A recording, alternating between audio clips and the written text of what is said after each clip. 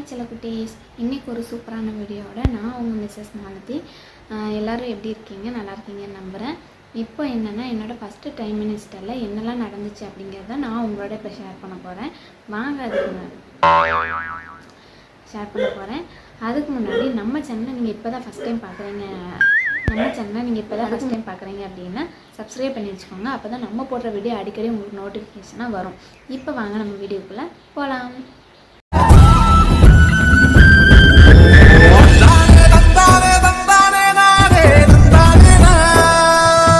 நான் எப்போ என் ப்ரெக்னென்சியை கன்ஃபார்ம் பண்ணேன் அப்படின்னா பீரியட்ஸுக்கு 2 days முன்னாடியே நான் கன்ஃபார்ம் பண்ணிட்டேன் ஒரு சில சிம்டம்ஸ் வச்சு.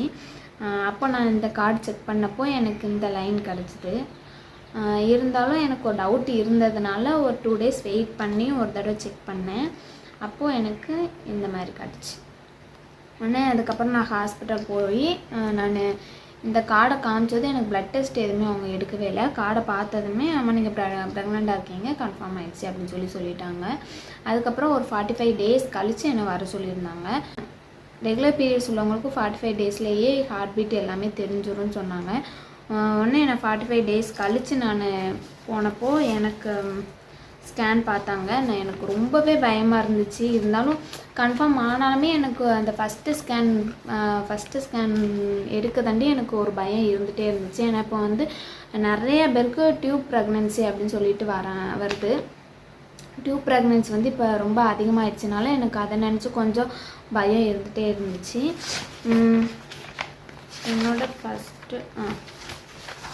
இதுதான் என்னோடய ஃபஸ்ட்டு ஸ்கேனு. இதில் பேபி எங்கே இருக்குது அப்படிங்கிறத சொல்லியிருந்தாங்க.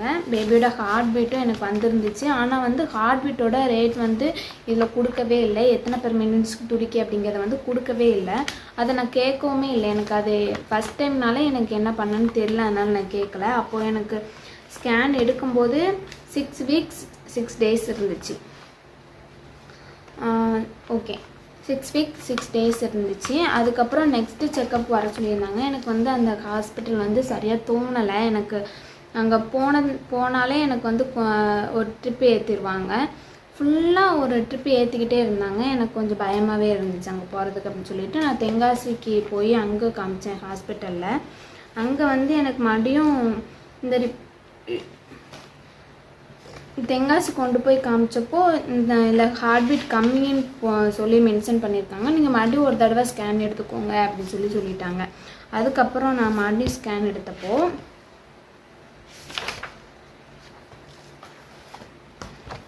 இதில் தான் மறுபடியும் எடுத்தேன். அப்போ எப்போ எடுத்தேன்னா 9 கரெக்டாக 9 weeksல நான் எடுத்தேன். அப்போ எனக்கு நான் 172 per minute ஹார்ட் பீட் இருந்துச்சு. பேபியுமே நல்லா இருந்துச்சு. இது 2வது எடுத்த ஸ்கேன் ரிப்போர்ட்டு. அதுக்கப்புறம் எனக்கு ஃபஸ்ட் டைமிஸ்ட்டு ஃபுல் அண்ட் ஃபுல்லாக எனக்கு வாமிட் இருந்துகிட்டே இருந்துச்சு. எதுவுமே சாப்பிட முடியாது.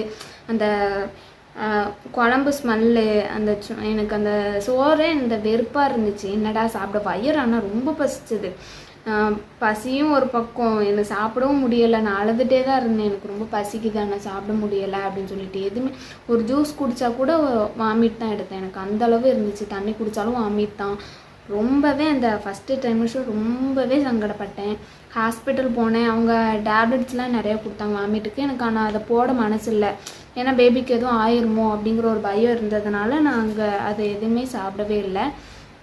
அதுக்கப்புறம் கவர்மெண்ட் ஹாஸ்பிட்டல்லையும் காமிக்க சொல்லியிருந்தாங்க. ஒன்று கவர்மெண்ட் ஹாஸ்பிட்டலில் அந்த ப்ரெக்னன்சி அட்டை போடுவாங்க இல்லையா, இது ஆரம்ப சுகாதார நிலையத்தில் போட சொன்னாங்க. அப்போ என்னோடய வெயிட் பார்த்திங்கன்னா 35 தான் இருந்துச்சு. அண்டர் வெயிட்டில் தான் இருந்தேன் நான். அது இப்போ கொஞ்சம் பரவாயில்ல. இப்போது தேடிட்டேன். ப்ளட் டெஸ்ட்டு கவர்மெண்டில் போய் நான் ஃபஸ்ட்டு ப்ளட் டெஸ்ட் எடுக்கும்போது எனக்கு 7 தான் இருந்துச்சு. 7.2க்குமே கம்மியாக தான் இருந்துச்சு. அவங்க என்ன சொல்லிட்டாங்கன்னா தென்காசி கவர்மெண்ட் ஹாஸ்பிட்டல் போங்க அப்படின்ட்டாங்க. ப்ளட் ஏற்றணும் அப்படின்னு சொல்லிட்டாங்க. சரின்னு சொல்லிவிட்டு தென்காசி போனோம். தென்காசி போயிட்டு ப்ளட் டெஸ்ட்டு அட்மிட் பண்ண சொல்லிட்டாங்க. அட்மிட் பண்ணாங்க. பட் ப்ளட்டு கிடைக்கவே இல்லை. 3 days நாங்கள் சும்மா தான் இருந்தேன். அவங்க ஊசி போடல, எதுவுமே பண்ணலை. நான் சும்மா தான் 3 days இருந்தேன். அதுக்கப்புறம் ப்ளட்டு ஏற்றுனாங்க. ஏற்றும் போது எனக்கு என்னாச்சுன்னா அலர்ஜி ஆயிடுச்சு. அந்த பிளட்டு ஒத்துக்கலையாட்டம் இருக்குது. என் கூட இன்னொரு அக்காவும் ஏற்றுனாங்க, அவங்களுக்கு செட் ஆயிடுச்சு. எனக்கு வந்து அந்த பிளட் ஏற்றினது வந்து ஒத்துக்கலை. ஒரு மாதிரி அலர்ஜி மாதிரி இங்கே கண்ணெல்லாம் வீங்க ஆரம்பிச்சிருச்சு.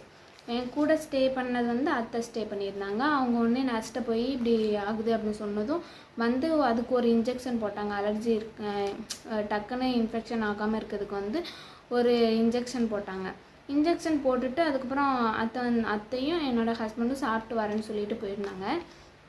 போன கொஞ்ச நேரத்தில் நான் ரெஸ்ட் ரூம் போகிறேன். எனக்கு ப்ளீடிங் ஆக ஆரம்பிச்சிருச்சு. ப்ளீடிங் ஆக ஆரம்பிச்சது எனக்கு ரொம்ப பயம். ஐயோ இந்த பிளட்டுனால எனக்கு ஏதோ ஆகுது, எனக்கு ஏதோ அப்படின்ட்டு நான் என் பேபிக்கு ஏதோ ஆயிடுச்சு, பேபி இல்லை கலைஞ்சிடுச்சு அந்த மாதிரி நான் யோசிச்சுட்டு நான் உடனே அங்கே போனேன். அந்த டாக்டர் இருக்க இடத்துக்கு போனேன். அங்கே வந்து அவங்க எல்லாமே அந்த பிரசவ வார்டுக்குள்ளே தான் இருந்தாங்க. நான் அதையும் கவனிக்காமல் நான் உள்ளே போயிட்டு எனக்கு இப்படி ஆகுது மேம், எனக்கு ப்ளீடிங் ஆகுது, எனக்கு பயமாக இருக்குன்னு சொல்லிட்டு நான் அவ்வளோ பதட்டத்தோடு பேசுகிறேன். அவங்க எதுவுமே சொல்லலை. ஒன்று இப்போ எதுக்கு பதட்டப்படுத்திட்டுருக்கீங்க, இப்போ எதுக்கு நீங்கள் டென்ஷன் ஆகுறீங்க, ஆனதாயிடுச்சு நாங்கள் என்ன பண்ண முடியும் அப்படின்னு சொல்லிட்டு பேடை மட்டும் கொடுத்துட்டு உங்களுக்கு அதிகமாக ப்ளீடிங் பட்டால் சொல்லுங்கள், இப்போ நீங்கள் போய் ரெஸ்ட் எடுங்க அப்படின்னு சொல்லிட்டாங்க. இது வந்து நான் என்னென்னு எடுத்துக்கிறதுனே தெரியல. ஆனதாயிடுச்சுன்னா கரு கலைஞ்சிருச்சுன்னு சொல்கிறாங்க, அந்த மாதிரி தான் என் மைண்டு இருந்துச்சு. ஆனதாயிடுச்சுங்காங்க, கொஞ்சம் வெயிட் பண்ணுமா நான் பார்த்துட்டு சொல்கிறேன் அப்படின்னு கூட அவங்க சொல்லலை. இல்லை ஸ்கேன் எடுத்து பார்ப்போம் வெயிட் பண்ணுங்க அப்படின்னு எதுவுமே சொல்லலை. ஆனதாயிடுச்சுமா நீங்கள் இந்த பேடை வச்சுட்டு போய் ரெஸ்ட் எடுங்க அப்படின்னு சொல்லிட்டாங்க. எனக்கு ரொம்ப பயமாயிடுச்சு. உடனே அதுக்கப்புறம் அத்தைக்கிட்ட ஃபோன் பண்ணி இப்படி சொல்லி அலறேன். உடனே அவங்க வந்து இந்த ஹாஸ்பிட்டலில் வேண்டான்னு சொல்லிட்டு குளுக்கோஸ் போட்டு அந்த ஊசி குத்திருந்தாங்க.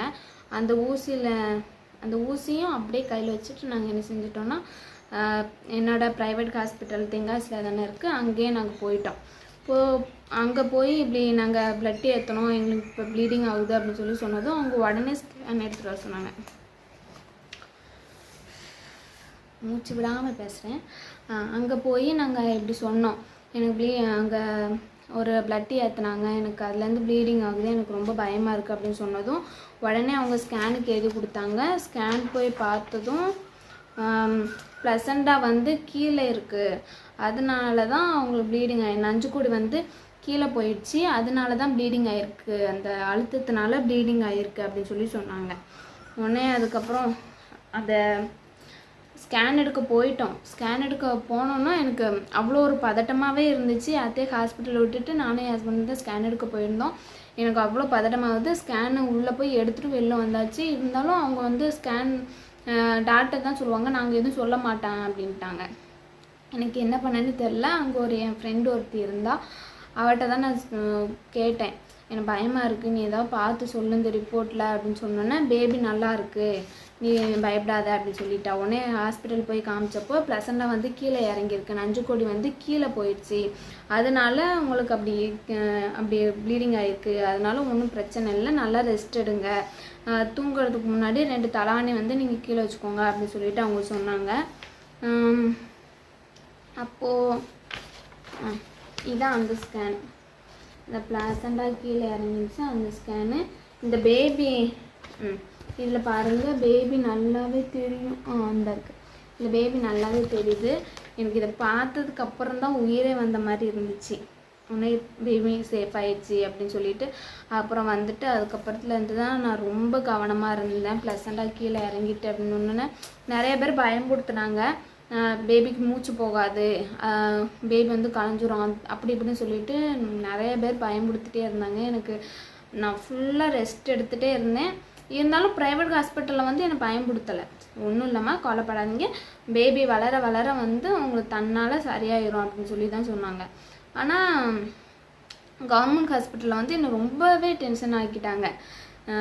சேஃபாக இருக்கணும், நஞ்சுக்கொடி வந்து இப்படி கீழே இறங்கியிருக்கவே கூடாது, குழந்தைக்கு மூச்சு போகாது அப்படி இப்படின்னு சொல்லிட்டு ரொம்பவே பயன்படுத்திட்டாங்க. அதுலேருந்து நாங்கள் வந்து பிளட் ஏற்றதுக்கு கவர்மெண்ட் ஹாஸ்பிட்டல் போகவே இல்லை. அதுக்கப்புறமே கவர்மெண்ட் ஹாஸ்பிட்டல் நான் போகவே இல்லை. அப்புறம் ப்ரைவேட் ஹாஸ்பிட்டலில் வந்து ஒரு பிளட் ஊசி போட்டோம். அது வந்து 9000 ஆச்சு எனக்கு அது போடுறதுக்கு. வாரம் போய் போட்டு வந்தேன். வாரம் 3000க்கு போட்டேன். மொத்தமாக 9000 ஆச்சு. போய் போட்டதும் எனக்கு அதுக்கப்புறம் பீட்ரூட் ஜூஸு, கேரட் ஜூஸ் இதெல்லாம் குடித்து 9 பாயிண்ட் தாண்டி வந்துச்சு. 11 பாயிண்ட் எனக்கு பிளட் வந்து கரெக்டாக வந்துடுச்சு. இப்போ வரைக்கும் எனக்கு அது மெயின்டைன் ஆகிட்டே இருக்குது, அந்த 11 பாயிண்ட். இப்படி தான் என்னோடய ஃபஸ்ட் ட்ரைமிஸ்டர் எல்லாமே போச்சு. ஃபஸ்ட் ட்ரைமிஸ்டர் வாமிட் எல்லாம் தலை சுற்று எல்லாமே இருக்கும். நீங்கள் அதை நினச்சி பயப்பட வேண்டாம். அது மாதிரி ப்ளட்டும் லோவாக இருந்தாலும் நீங்கள் கண்டிப்பாக பயப்பட வேண்டாம். கவர்மெண்ட் ஹாஸ்பிட்டல் போங்க, நான் வேண்டாம்னு சொல்லலை. இருந்தாலும் அவங்கக்கிட்ட என்னென்னு டீட்டெயிலாக கேட்டுக்கோங்க. என்னை ரொம்ப பயன்படுத்திட்டாங்க. அதனால் உங்களோட அந்த சைடு எப்படி கவர்மெண்ட் ஹாஸ்பிட்டல் இருக்குன்னு தெரியலையா, அதனால் நீங்கள் கவர்மெண்ட் ஹாஸ்பிட்டலில் காமிக்கலாம், பயப்பட வேண்டாம். ப்ளட்டு வந்து ஒரு லெவலாக வச்சுக்கோங்க. ஒரு பீட்ரூட் ஜூஸு, கேரட் ஜூஸ் வந்து நீங்கள் மார்னிங் அந்த பாலில் கலந்து தான் நான் குடித்தேன். எனக்கு ப்ளட் லெவல் கரெக்டாக வந்துருச்சு. அதனால் நீங்கள் அந்த மாதிரி ட்ரை பண்ணி பாருங்கள். வேறு ஏதாவது டவுட்னா கண்டிப்பாக கமெண்ட் பண்ணுங்கள், நான் கண்டிப்பாக ரிப்ளை பண்ணுவேன்.